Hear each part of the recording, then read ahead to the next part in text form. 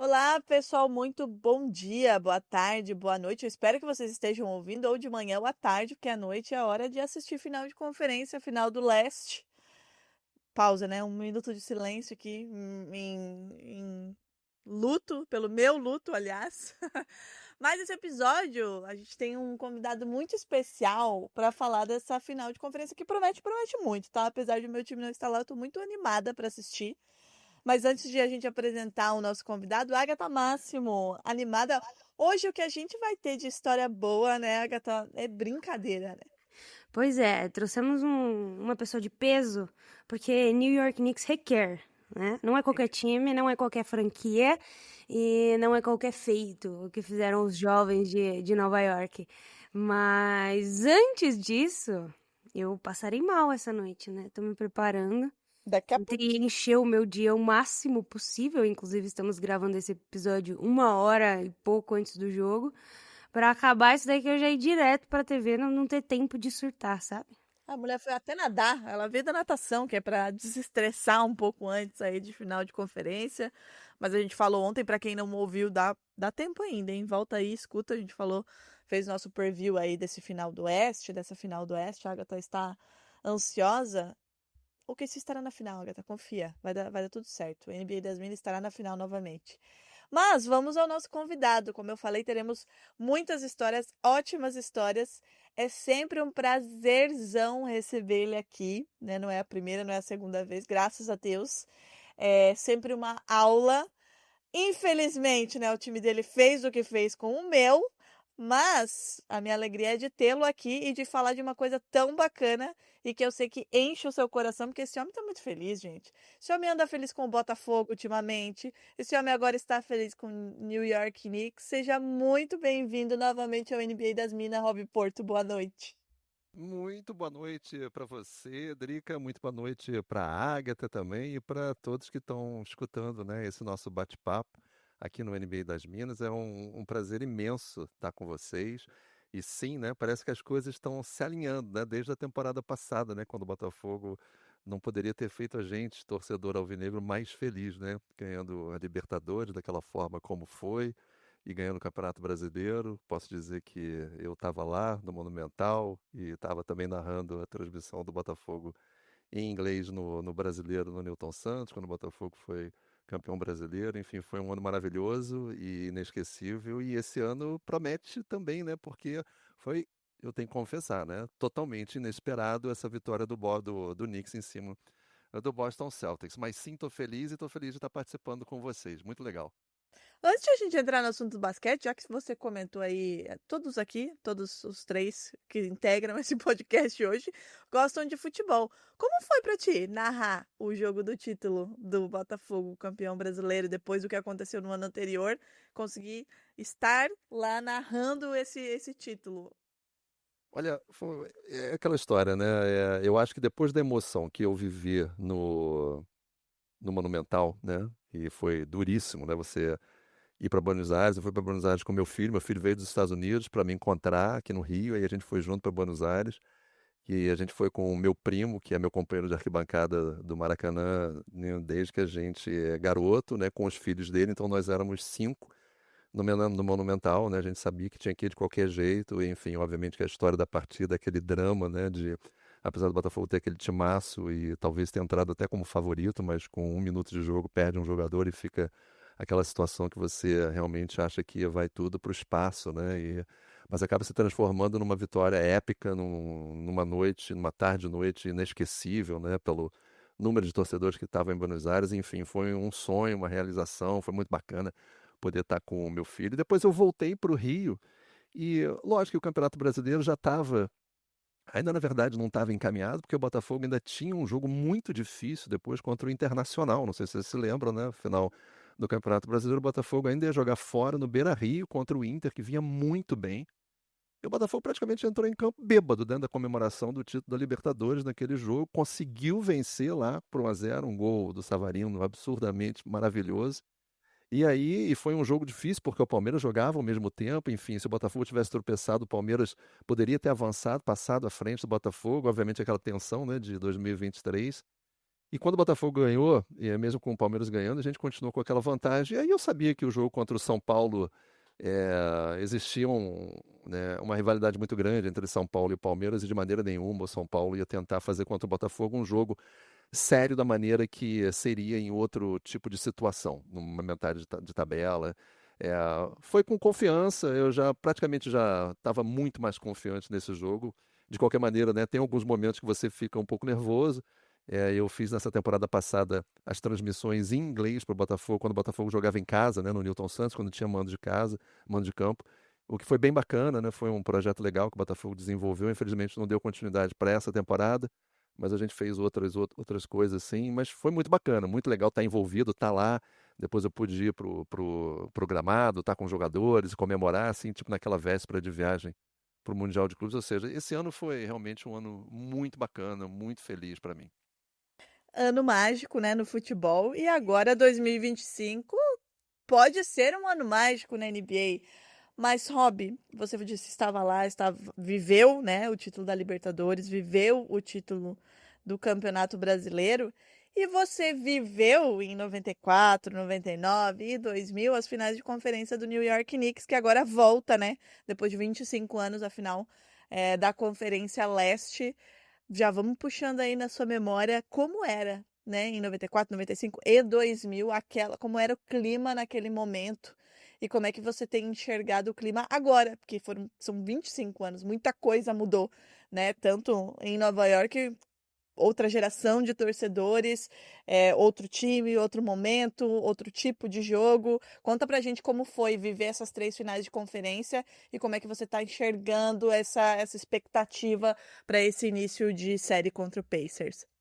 Olha, primeiro, muito contente, né? Antes de mais nada, muito contente de poder, mais uma vez, né, poder ver o Knicks chegar numa final de conferência, né? E que, curiosamente, a última foi para o Pacers em 2000, né? Também, né? Acaba ainda tendo isso também, né? E não foi uma lembrança boa, né? Essa de 2000, né? Porque o Knicks acaba perdendo por 4-2, né? O Indiana era um time muito forte ali, né? Em 99, o Knicks, um ano antes, né? O Knicks tinha conseguido eliminar o Indiana e conseguir chegar mais à frente e chegar nas finais, né? Foi aquela segunda vez que as equipes se encontraram. Mas vamos voltar então lá para trás, né? Para 94. 94, eu ainda não estava trabalhando com esporte, eu já morava em Nova York, mas eu ainda não tinha começado a trabalhar na ESPN. Eu só comecei a trabalhar na ESPN em 95, no comecinho de 95.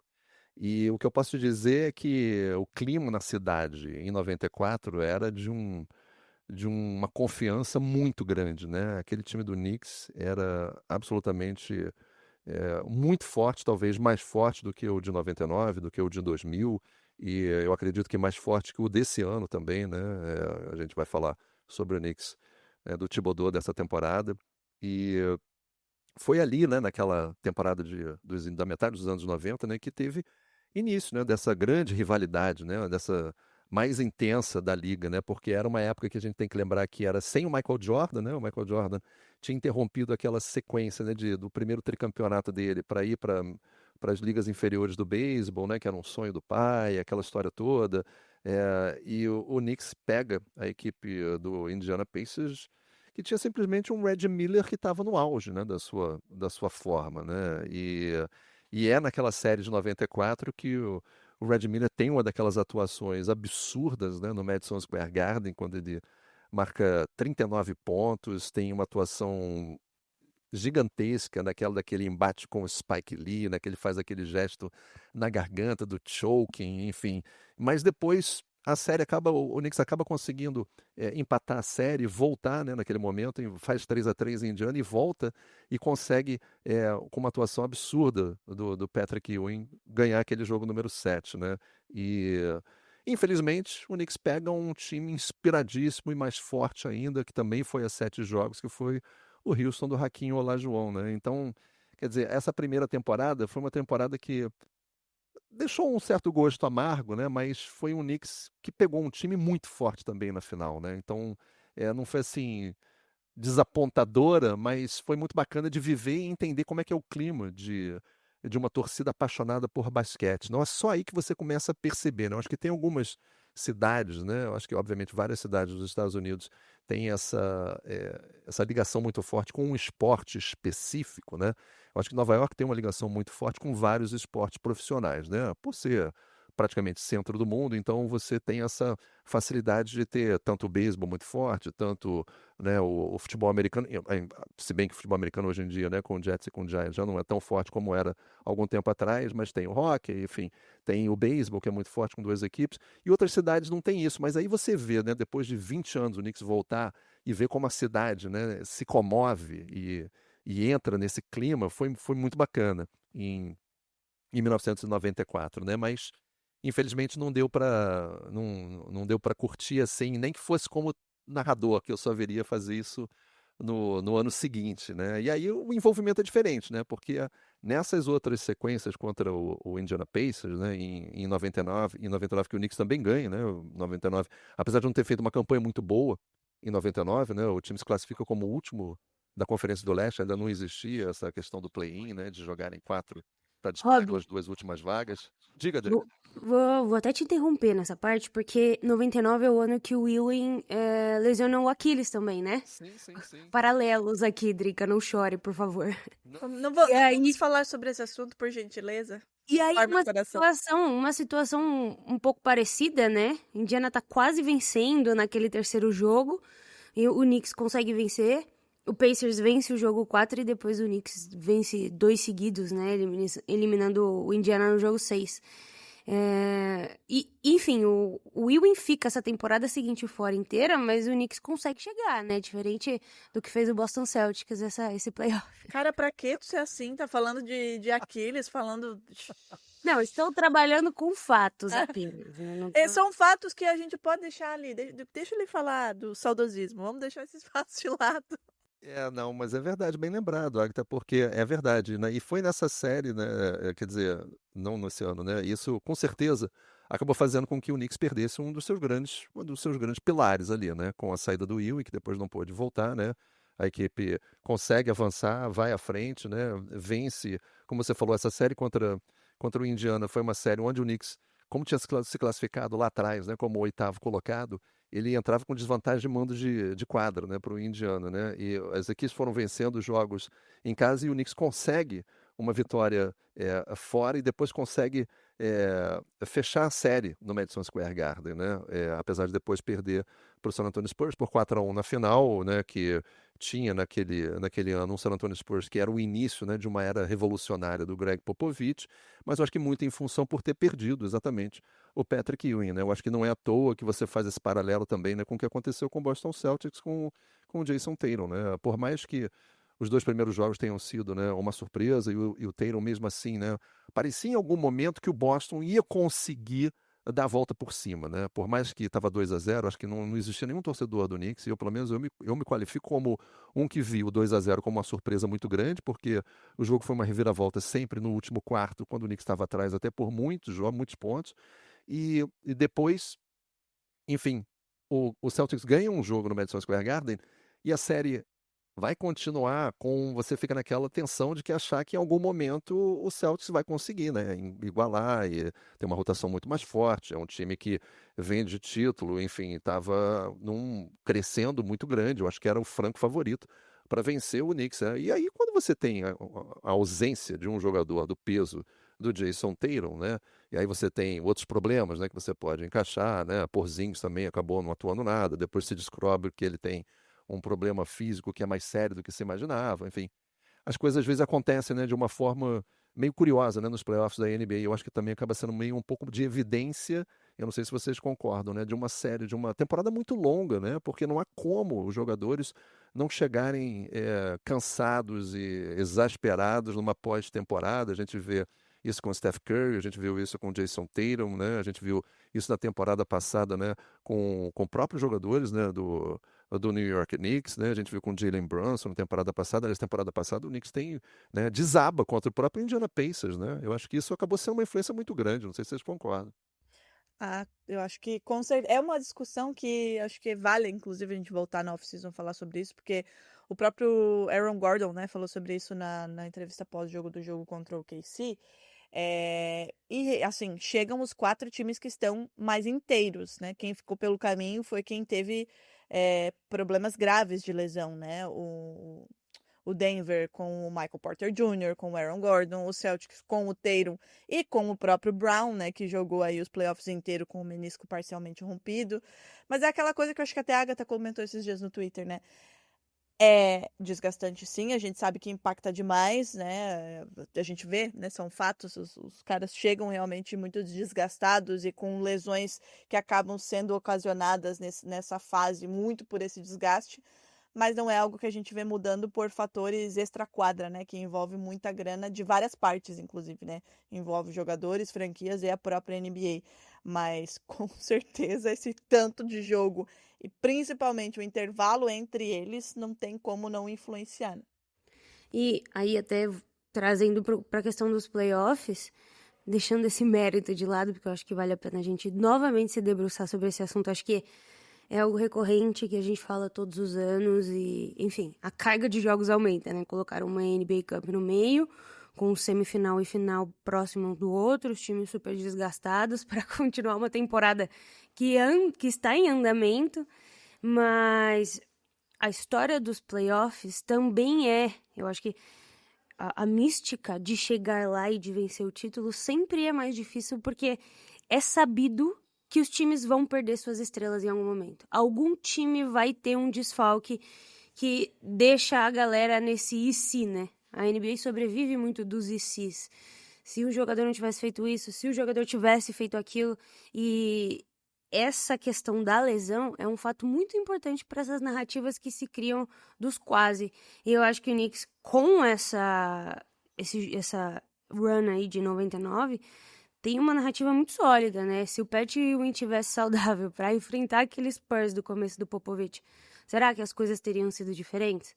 Mas toca o barco aí, Rob, depois a gente filosofa mais sobre esse assunto. Pois é, né? É lógico, o C não ganha jogo, né? E o C poderia ter acontecido com o Knicks, poderia ter acontecido também com o San Antonio Spurs e ter perdido um grande nome ali para a final, enfim.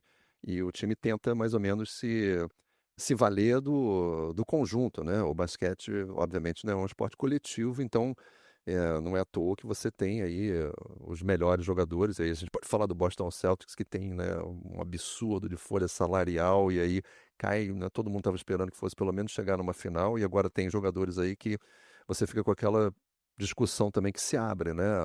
Esse peso de investimento que o Boston Celtics vai fazer para a temporada que vem, né? Com a Drica, como vocês mesmos falaram aqui agora, né? Com o Jason Tatum, com essa ruptura do Aquiles, né? Será que ele vai estar bem para voltar para a próxima temporada, né? Com o Jaylen Brown também ainda nesses altos e baixos, com o Porzingis, né? Será que o Boston vai começar a se desfazer de alguns jogadores, né? No que parecia ser um início, né? De uma dinastia, né? Porque todo mundo parecia que, né, a final do leste ia ser Cleveland e Boston. Eu acho que era muito claro, né? Que depois do que o Cleveland fez no início da temporada, e que um desses vencendo, talvez sendo o Celtics, tendo ganho o título da temporada passada, fosse iniciar essas dinastias que a gente tem visto aí recentemente, né? Do Warriors, enfim, né?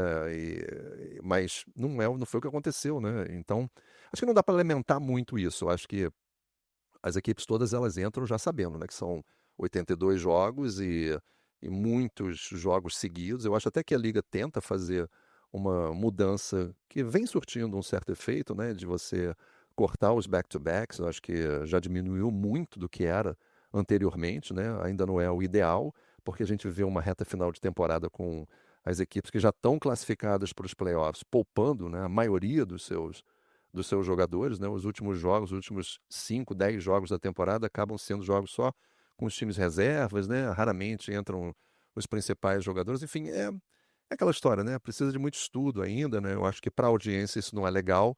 E eu acho que, obviamente, que a NBA está ligada com essa questão, né, de audiência e do que é importante financeiramente para eles colocarem em jogo. Tem essa questão toda que você colou, né, da NBA Cup entrando aí no meio, né? E eu acho que essa NBA Cup foi uma tentativa de colocar uma competição que tivesse um atrativo, que é o atrativo financeiro, acho que não deixa de ser isso, né? Porque eu acho que há essa briga também com o formato hoje em dia do Jogo das Estrelas, né, da NBA, porque eu acho que é uma discussão muito grande, né? Porque eu acho que perdeu muito, né, do que era no passado o jogo das estrelas. Mas enfim, voltando ao Knicks, eu acho que é curioso, né? Ver como as coisas às vezes se repetem, né? E isso, o esporte tem isso, não só o basquete, em geral, né? Muitas dessas repetições e desses ciclos que acabam voltando para você poder ter uma opção de dar a volta por cima, né? Novamente, Knicks e Pacers numa final de conferência, que foi exatamente o que aconteceu em 2000, né? Quando o Red Miller, mais uma vez carrasco do Knicks, dessa vez dando certo e conseguindo finalmente levar o Pacers para a final da NBA, mas acabou também não sendo suficiente, né? Nem para aquele tipo de Indiana Pacers, né? Porque eles acabam sendo derrotados pelo Lakers. Na final era um Lakers fortíssimo, né? Mas você fica com uma certa dó, né? Porque por mais que você seja torcedor das outras equipes, né? Você vê nomes fabulosos do basquete que acabam passando em branco com uma carreira que merecia muito mais, né? John Stockton, né? O próprio Red Miller chegando numa decisão e nunca conquistado um título, né? Tomara que seja agora que o Knicks consiga chegar na final e chegue forte, porque eu acho que pro espetáculo ia ser muito bacana, né? Do que chegar um time com vários jogadores machucados, sem lesão. Ainda mais falando do Knicks, né? Que já tem uma rotação só de 7 jogadores. Se machuca um, quer dizer, vai ter que achar alguém na torcida para entrar, né? Aí chama o Rob Porto, que ele vai jogar um basquetinho. Rob, você comentou aí como foi, né? Essas finais de conferências aí até, inclusive no ano 2000, que se repete agora. Como que você tem visto? Porque o Knicks fecha essa série dentro do Madison Square Garden, quebra um fantasma que tinha de não conseguir fechar, né, essas séries, esses jogos importantes dentro de casa. Quebra isso depois de ter visto um Celtics fazer o jogo que fez pós-lesão do Jason Tatum, e a gente viu aquele absurdo que foi dentro e fora do Madison Square Garden. Como que você tem visto essa loucura toda depois de 25 anos retomando as ruas de Nova York com esse time na final de conferência, e o quanto você acha que isso pode ser importante para o Knicks nesse embate contra o Pacers? Eu acho que pode fazer muita diferença, fundamentalmente, contra o Pacers, porque o Knicks vai levar vantagem no mando de quadra, né? Porque eu acho que tem essa questão, né? Se o Knicks não levaria vantagem chegando numa decisão se enfrentar do outro lado o Oklahoma, né? O Minnesota, se eu não estou enganado, né? Tem um posicionamento um pouco, não foi tão alto quanto o do Knicks na final, né? O Knicks acabou chegando como terceiro classificado, né? E o Indiana foi o quarto. Então, eu acho que isso vai fazer uma diferença muito grande, você ter um mando de quadra, uma eventual decisão, né? De NBA. Eu acho que contra o Pacers isso vai ser importante. Essa questão da torcida é uma questão que eu acho que ajuda, mas ali dentro do Madison Square Garden, eu acho que ali dentro do ginásio a gente já viu tantas performances absurdas e o Madison Square Garden parece que tem essa aura que é, facilita, faz com que as equipes adversárias, né, cresçam, né, queiram jogar bem. Né? É o palco onde todo mundo quer se inspirar e acaba se inspirando, né? Quantas vezes a gente já viu isso, né? Temporadas onde o Atlanta eliminou o Knicks, temporadas onde o Red Miller eliminou o Knicks, onde o Miami eliminou o Knicks, onde o Chicago, onde o Detroit, né? É o palco onde todo jogador quer jogar bem, porque sabe que ali, né, você vai ficar marcado para sempre, né? Eternizado dentro do Madison Square Garden. E, infelizmente, não só cabem 19 mil pessoas, né? Então vai ser aquela história de ficar ali do lado de fora, né? Quando a gente viu naquela final espetacular, né, do Toronto, onde do lado de fora do ginásio ficava uma multidão, talvez até maior do que estava dentro do ginásio. Eu acho que isso mexe com a população, acho que independente de ter o Brooklyn também, né, dentro da cidade, eu acho que todos ali, eu acho que estão torcendo para o Knicks voltar a conquistar o título. Eu acho que isso ia ser importante demais esportivamente para a cidade, né? Uma conquista do Knicks, que é uma conquista continental, né? De um torneio que é muito importante, que não acontece há muito tempo, né? Vai ser bem bacana, né? Eu estou torcendo para que sim, porque eu vou conseguir estar em Nova York. Eu não sei se eu vou conseguir ir ao jogo ou não. Acho meio difícil, mas eu estou indo dia 9, vou passar uma semana e talvez pegue alguns desses jogos na cidade, pelo menos para sentir um pouquinho mais o clima. Aí é bom, né? Pela bagatela de US$ 1 milhão, né? Do Madison Square Garden. Imagina numa eventual final da NBA, quanto é que não vai estar custando esses Pois é. ingressos, né? O lugar inflacionado, pelo amor de Deus. Em Mas Nova York mais do que outros estados, né? Eu acho que talvez só Los Angeles, talvez São Francisco também, né? Por causa do Warriors, né? Hoje, né? Eu acho que eu estava vendo a discrepância de preço do ingresso mais barato para os jogos do Knicks primeiro jogo da primeira rodada, né? No Madison Square Garden você não consegue por menos de $700, o ingresso mais barato. E o mesmo jogo no Gainbridge Fieldhouse do Indiana custa 250, né? É uma coisa absurda.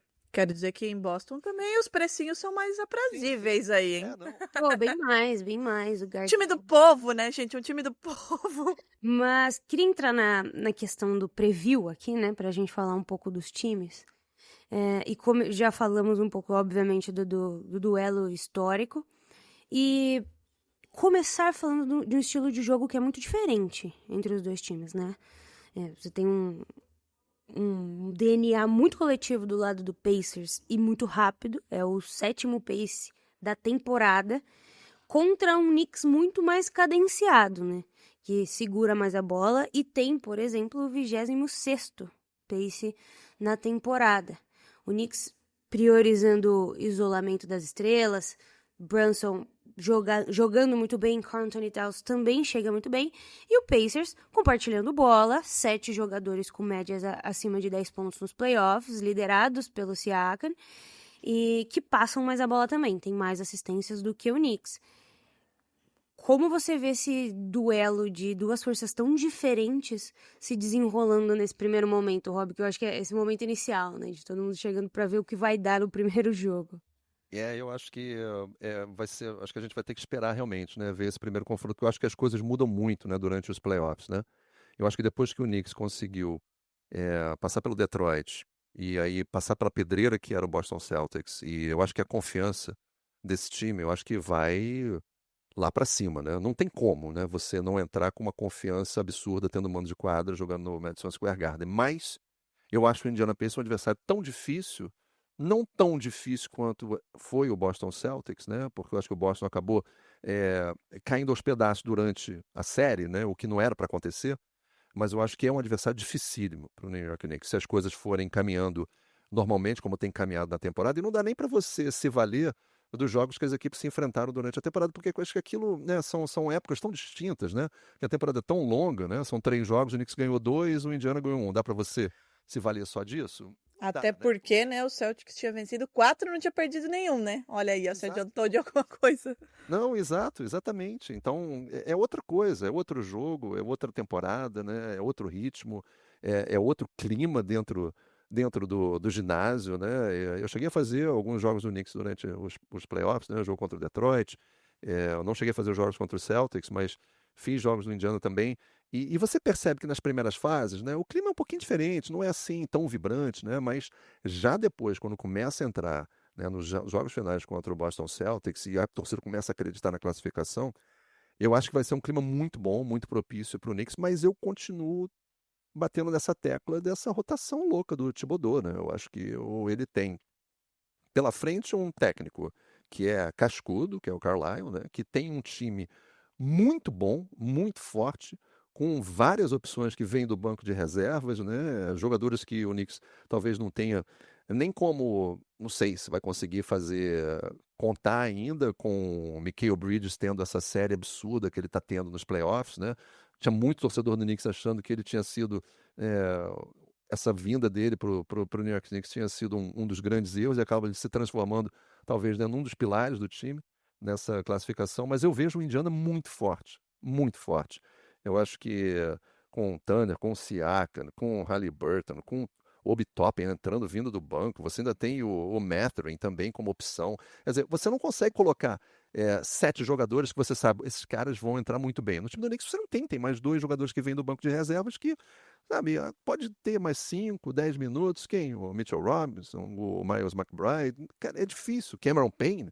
Sabe? O Cameron Payne é o rosto da derrota, né? Praticamente, né? Assim, não inspira muita confiança, mas você vai fazer o quê? Funcionou contra o Boston Celtics, por que não vai funcionar contra o Indiana, né? Você mencionou essa extensão de elenco, são 11 jogadores jogando minutos relevantes, né?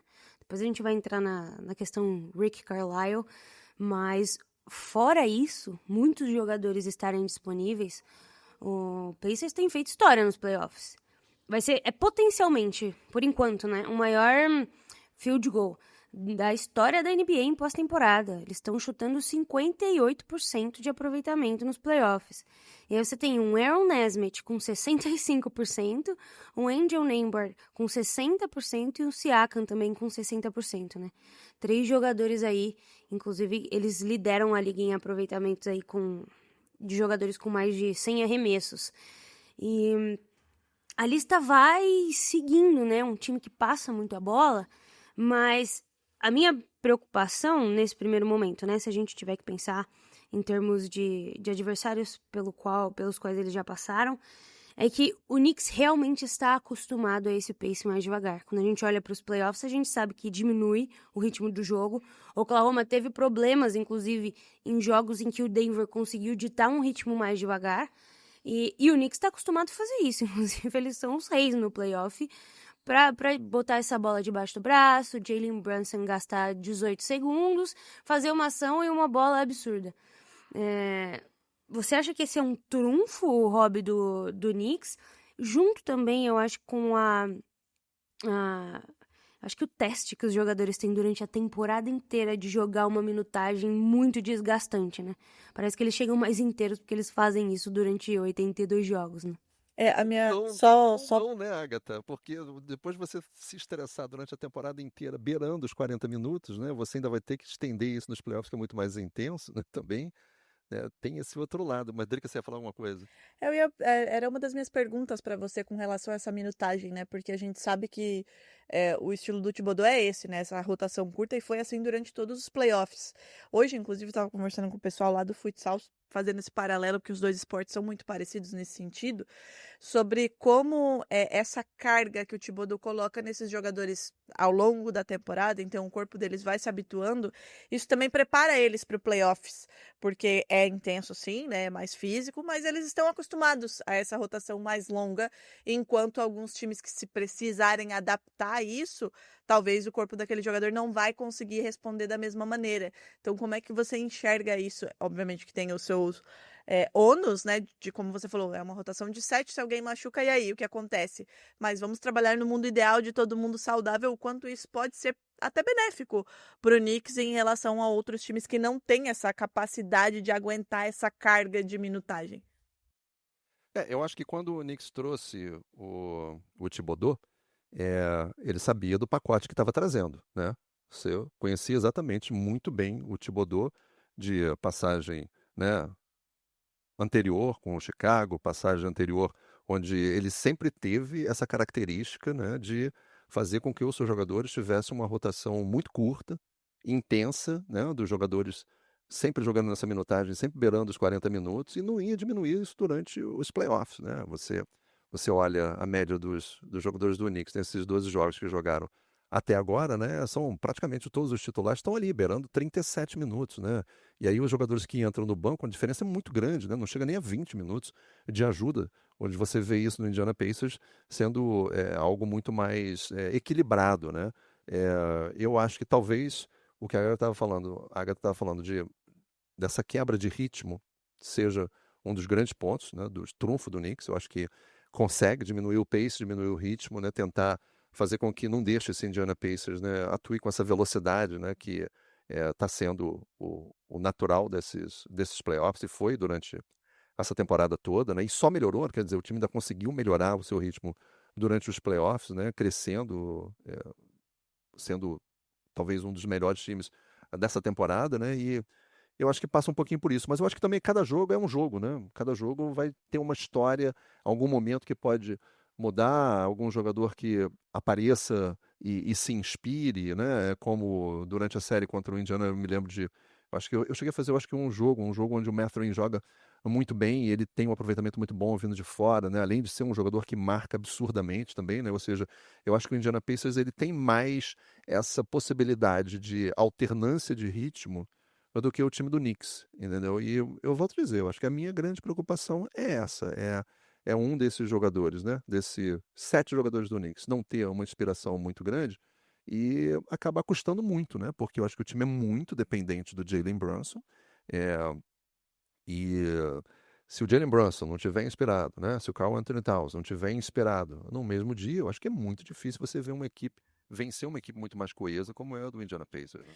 Rob, com relação, a gente falou sobre essa questão, né, do pace do Indiana, é um time que tem essa transição rápida e eficiente como uma das suas principais forças, mas além disso a gente tem duas figuras, tirando o Tyrese Haliburton dessa conta, e os aproveitamentos como a Agatha trouxe, né, do Aaron Nesmith, do Andrew Nembhard, que estão jogando muito bem nesses playoffs e já jogaram na temporada passada.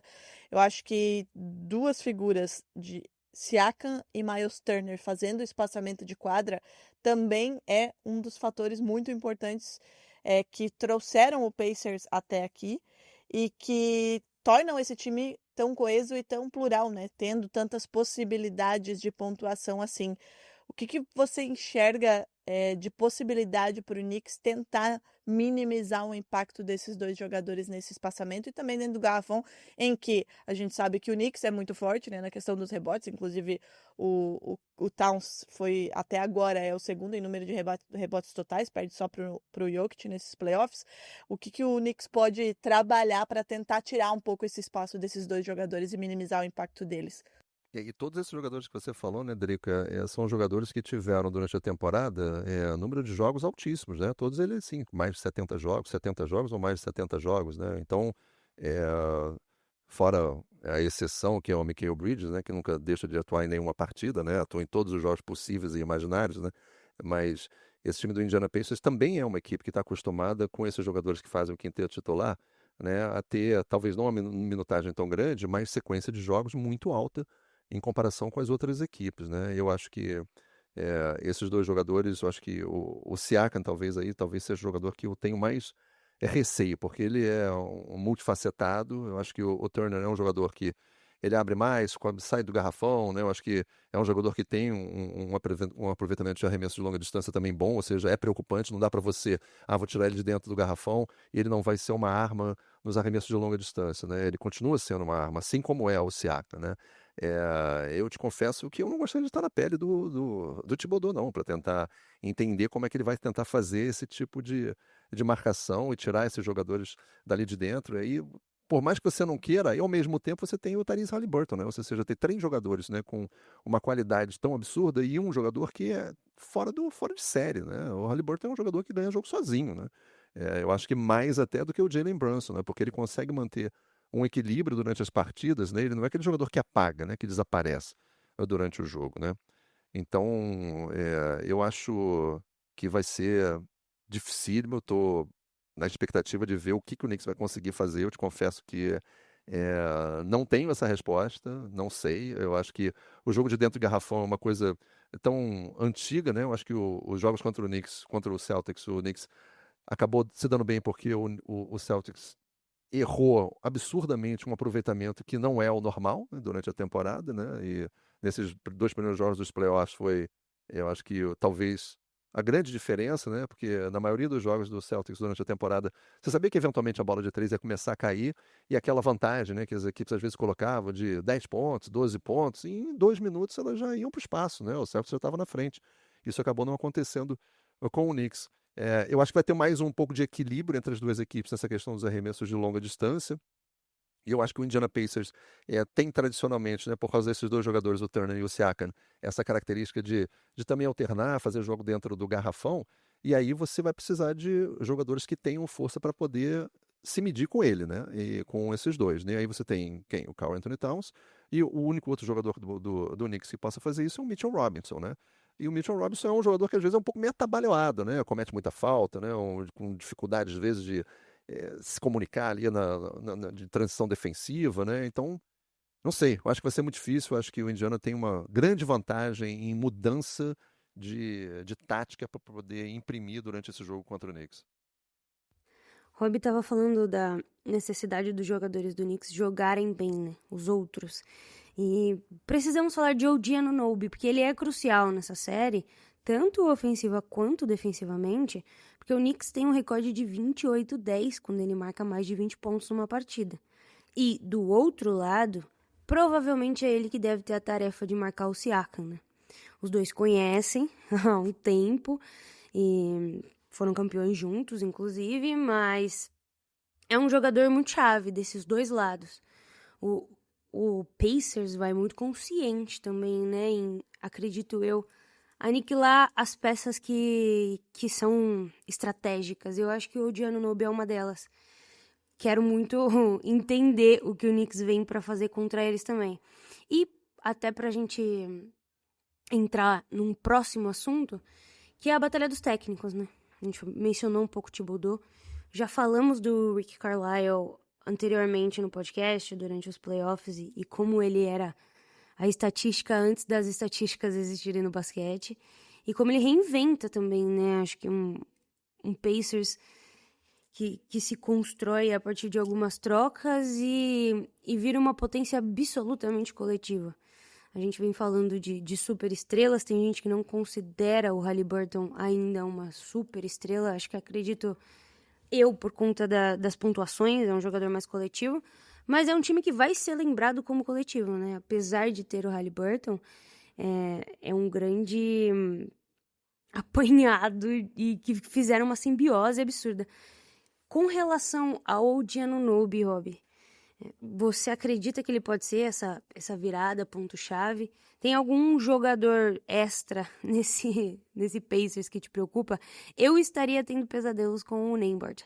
Porque são 2 playoffs, né? Já é uma amostragem maior pra gente saber que o cara é muito bom.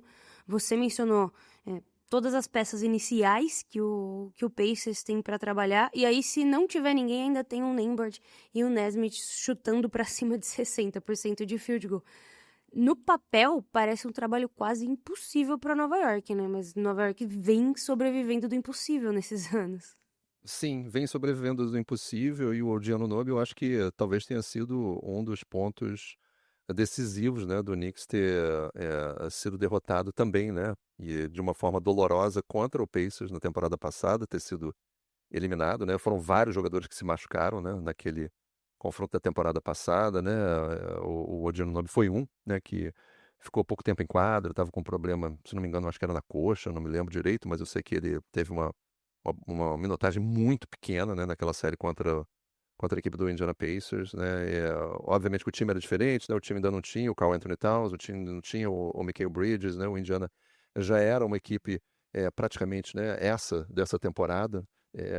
Eu acho que essa batalha de técnicos vai ser interessante, eu acho que na questão tática, eu acho que os dois vão encontrar formas, né, eu acho que se equivalem, apesar, né, de eu achar eu gostar mais do estilo de jogo do Rick Carlisle do que do Tom Thibodeau, mas eu acho que o estilo do Thibodeau é aquele estilo que se encaixa mais com uma filosofia do Knicks, né? Que é essa filosofia de raça, de garra, de diminuir pace, né? Que sempre foi, né? Essa, né? De muita vontade, de muito suor, né? E de, às vezes, não necessariamente contar com inúmeros talentos, né? Às vezes era um talento, às vezes ou era o Alan Houston, ou era o Patrick Ewing, né? Você não conseguia colocar assim 2, 3, e isso você vê no Indiana, né? Como você citou, Agatha, eu acho que você tem jogadores que talvez não cheguem no nível do Haliburton, mas você tem o Siakam, você tem o Miles Turner, né? Você tem o Nembhard, que realmente, eu ficaria preocupado aí com o Mathurin, eu acho que o TJ McConnell é outro jogador que consegue entrar e dar um ritmo diferente, eu não vejo isso no Knicks, entendeu? Nessa questão de mudança de controle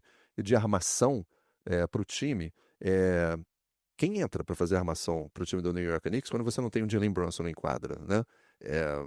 É delicado isso, né? Você vai fazer com que ele atue realmente, tenha que atuar praticamente o tempo todo. Então, eu acho que quando você tem essas opções, essas variáveis dentro de uma equipe mais coletiva, como é do Indiana Pacers, eu acho que você tem é, uma vantagem muito grande, sabe? Muito grande mesmo. Rob, a gente está falando aí sobre esse encaixe, né, do Knicks, o que pode fazer contra esse Pacers e de todos os seus temores, né, com nome e sobrenome aí, Tyrese Haliburton, Pascal Siakam, o Andrew Nembhard, que como a Agatha falou, é um jovem jogador, tem 25 anos apenas, e desde o ano passado, desde aquela série, a gente já falou aqui, eu repito, aquela série contra o Celtics foi mentirosa no sentido de minimizar o quanto aquele time já estava, o quanto esse time já era bom no ano passado, né? Tomou um 4-0 naquela final, mas porque o Celtics estava muito bem e poderia ter roubado um ou mais jogos.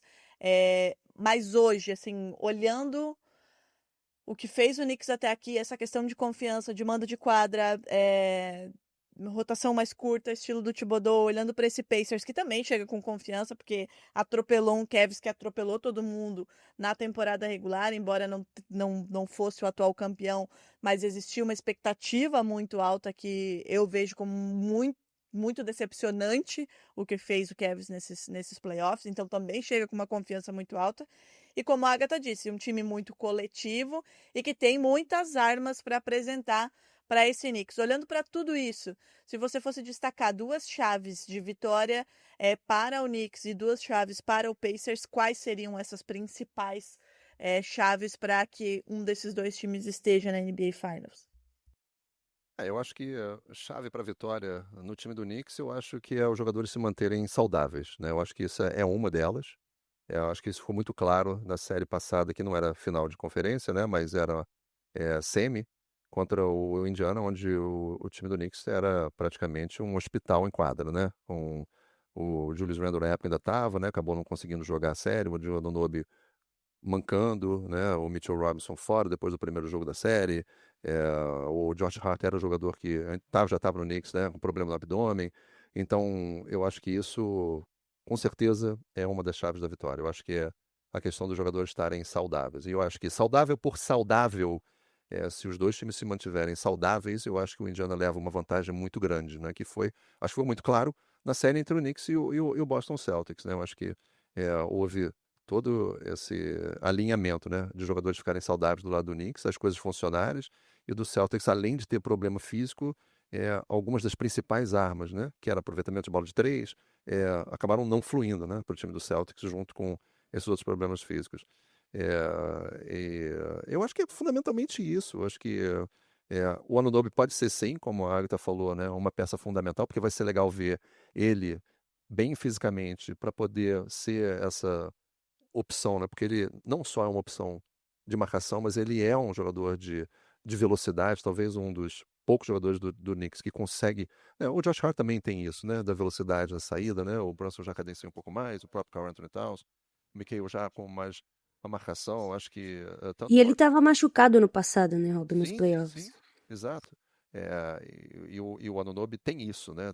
Vai ter essa função dupla de tentar se impor fisicamente ali no garrafão, né? Ora seja com o Siakam, ora seja com algum outro jogador que faça aquela função, né, de ala pivô ali dentro do garrafão, né? Acho que em alguns momentos ele vai até enfrentar ali o Haliburton também, né? Porque é um jogador muito ágil. É, e eu acho que esse é o ponto. Eu acho que é a questão de você estar saudável, porque na questão de minutagem, na questão de rotação, eu acho que o Indiana vai conseguir elevar esse pace, manter esse ritmo alto e o Knicks vai ter muita dificuldade para tentar fazer com que o ritmo caia dentro do que ele está acostumado a fazer ou do que ele gostaria de fazer.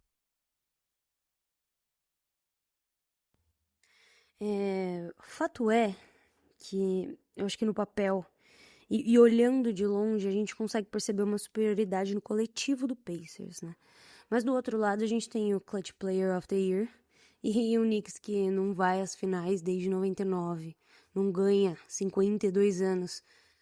O Indiana também tem perdas tristes, traumáticas, perde em 2000 para aquele Lakers do Shaq e do Kobe e com a queda novamente, falei isso na série quando falamos do preview do Oklahoma e vou falar aqui. Quando cai adversários como cai um Celtics, cai um Warriors, cai um Lakers, times de jogadores experientes, todo mundo abre o olho. É uma oportunidade. Todo mundo que chega aqui chega com muita vontade e tendo desviado de balas grandes, né? E o Pacers estava, assim como o Minnesota Timberwolves, na última final de conferência. 2 times que sentem que precisam dar esse passo a mais, né? Ou pelo menos, olhando em perspectiva, a gente imagina que querem ser melhor do que a temporada passada. Ainda assim, eu gostaria muito de ver a magia do Knicks e eu ficaria muito feliz de fazer uma final Knicks e OKC, apesar que eu acho que não daria jogo. Mas eu acho que a final do basquetebol coletivo é Pacers, né? Pacers em 6. Rob. que você Eu acha? acho. Não, eu concordo. Eu não tô aqui para fingir, não. O Knicks vai ganhar 4-1 ou, sabe, vai atropelar. Eu acho dificílimo. Como eu estava achando dificílimo roubar um ou dois jogos do Boston Celtics na semifinal. Eu fiquei muito surpreso quando abriu 2-0, mas absurdamente surpreso, entendeu? E eu concordo plenamente. Eu acho que antes de se iniciar a partida e da gente tentar entender, né, quais vão ser esses ajustes que a gente tem conversado aqui, né? Desse do pace do Indiana, dessa rotação, né, com uma minutagem mais bem distribuída e da qualidade completamente diferente da equipe do New York Knicks, né? De minutagem alta, de uma rotação muito curta, né? É, Se a gente não entender o que vai acontecer no primeiro jogo, eu acho que a aposta clara é o Indiana é favorito. Eu acho que o Indiana é favorito, apesar de estar jogando sem um mano de quadra. Eu acho que eu não tenho a menor dúvida. E também concordo que eu acho que o Knicks chegando numa final, se for uma final contra o Thunder, eu acho que também o Thunder é favorito. Eu acho que o Knicks continua entrando numa de azarão, assim, a cada passo. Eu acho que. Mas é aquela história. É uma de azarão, mas não era um azarão como na temporada passada, ou numa temporada onde o Knicks entrou como oitavo, né, em 99, que acabou mesmo assim vencendo o Indiana e chegando na final, mas perdendo a final, por contusão, né, do Ewing.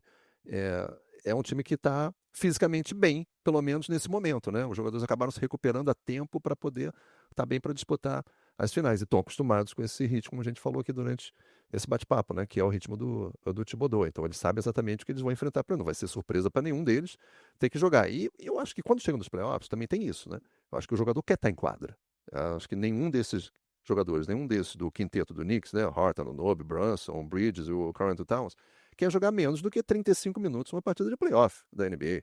Duvido que eles queiram sair, né? Por mais que às vezes você tem que dar 1 minuto, 2 minutos de descanso, né? Eu acho que eles estão preparados para isso, mas eu acho que vai ser muito difícil mesmo. Espero que eu esteja enganado, espero que o Knicks encontre as respostas, mas eu vou esperar para ver como é que vai ser esse primeiro jogo, para tentar entender a postura do time nessa primeira partida em casa. Agora, faz diferença jogar o primeiro jogo no Madison Square Garden? Eu acho que faz. Faz porque o Indiana Pacers não é uma equipe que está acostumada a chegar ainda. É uma equipe jovem, é uma equipe que está tentando chegar, mas tem um treinador carimbado, né? Tem um treinador que está acostumado, que já venceu o título da NBA, conseguiu fazer isso com o Dallas, quando o Dallas também, né? Não era, finalmente conseguiu fazer com o Nowitzki chegar, enfim. Eu acho que tem ingredientes bem bacanas, eu acho que nessa decisão. Rob, a gente sabe que, e como a gente falou aqui, né? Primeiro, de temporada regular para playoffs é outra história, e de série para série outra história também, e de jogo a jogo a gente vai entendendo como essas séries elas vão se desenvolvendo e o que pode acontecer. Mas a gente sempre gosta de dar palpites aqui, né? Então, assim, o primeiro jogo só acontece amanhã, na quarta-feira, dia 21 de maio. Hoje nós temos o primeiro jogo do Oeste. Qual o seu palpite para essa final de Conferência Leste? Meu palpite para a Conferência Leste Isso.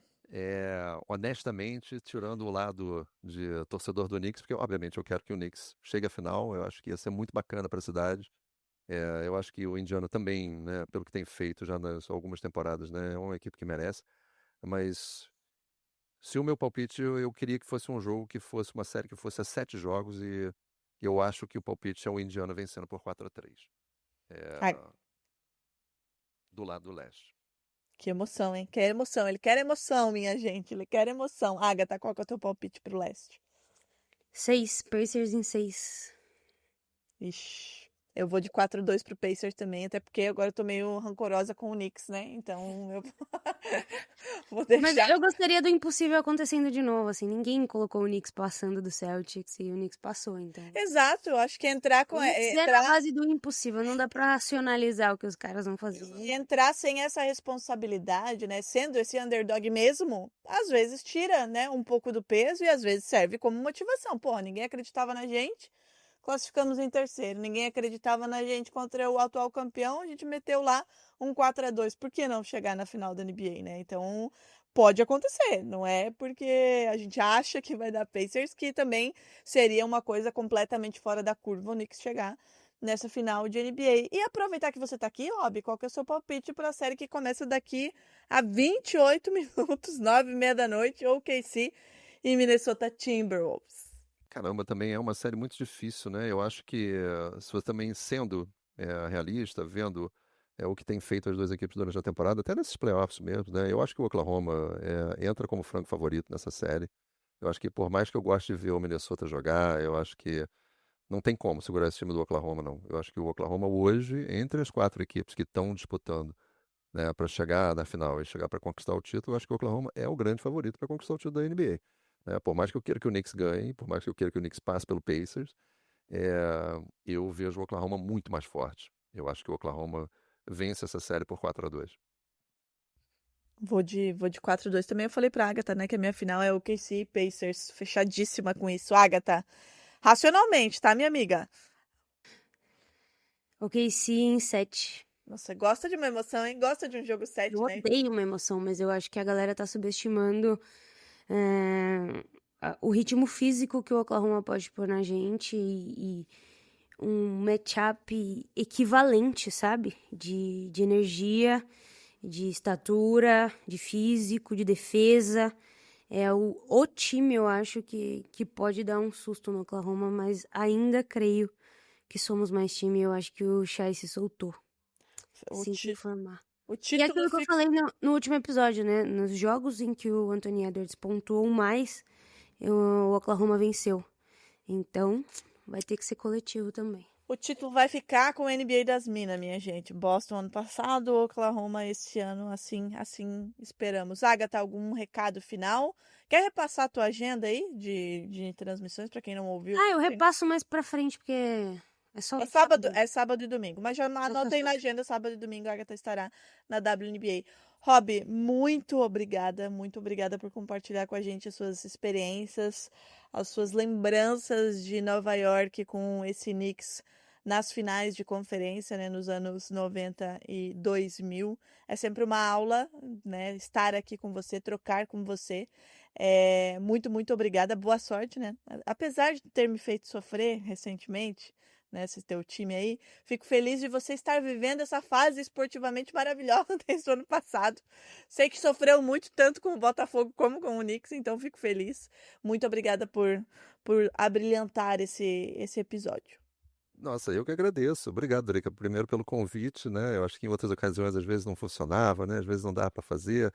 Enfim, as nossas agendas às vezes não se batiam, mas é muito legal, né? Eu acho que essa reta final, independente do resultado, eu acho que traz três equipes que podem chegar pela primeira vez, né? A conquista de um título da NBA, isso em si só já é muito legal, né? Apesar de, né, talvez aí não ser a escolha eu acho que se pudesse se escolher, né, os grandes mercados da NBA para poder ativar muito mais, né, uma questão nacional de envolvimento, né, com o Lakers, com o Golden State Warriors, né, com o Boston Celtics, né, eu acho que o Knicks é quem carrega essa tocha da questão nacional, né, de uma grande cidade que atrai a atenção, e eu acho que por si só isso já é uma história muito legal para essa temporada, né, porque é aquela história do será que essa cidade, né, que tem tanta história, com todos os outros times envolvidos nos esportes profissionais americanos, vai conseguir mostrar a sua força, né, contra esses três newcomers aí que estão tentando chegar para conquistar seu primeiro título? Eu acho que isso em si só já é uma grande história. Eu vou